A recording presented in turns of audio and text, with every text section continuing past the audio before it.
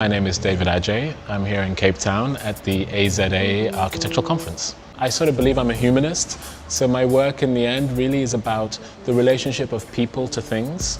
When I'm building a library, I'm thinking how people use that library, what enjoyment they get from it, and how does it make them feel about their sense of being there. This is primary for me, and then the rest follow.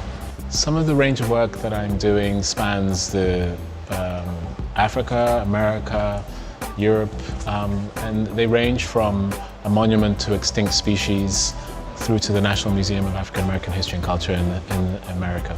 It's a museum that deals with issues of identity and different peoples in different countries, and how African American people have contributed greatly to the identity of America, but also by default to some of the important issues that are in the world about civil rights. Another very important project for me is the School of Business and Management called Skolkovo in Moscow. And it's really the invention of a new type of building in the world, which deals with a very harsh extreme climate, the climate of Russia, North Russia. And it's a building which kind of is all about the way in which you use light and how you make a new form which starts to talk about a new technology park which is going to come into this area. It's a very important project for us. I think we're in an age where we need to rethink what architecture does best and how it serves people. That is architecture just solving problems and making efficiencies and being elegant, or is it making meaning of our environments and trying to teach us about how we are, where we want to go? I think that that's the important question. So re-scripting is really appropriate, rewriting.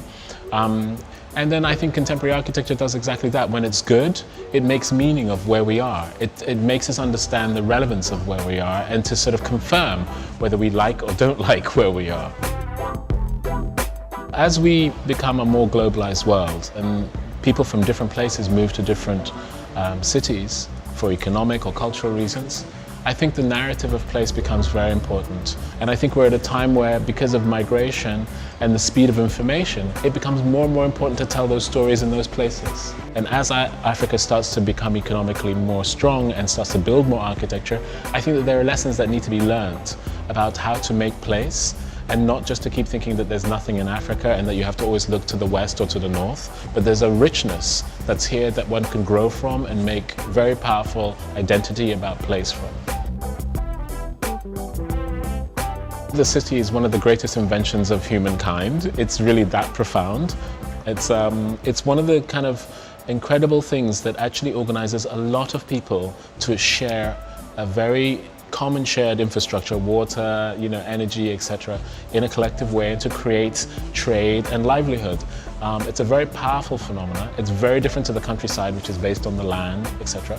But I'm also of the mind that you should keep the city very city and keep the countryside very countryside. My nervousness is when cities spread and become very homogeneous with the countryside. I think you lose the power of the city, and also it becomes very unsustainable. So I think that we need to make cities more city-like and the countryside more countryside-like, and then that's richer for everybody.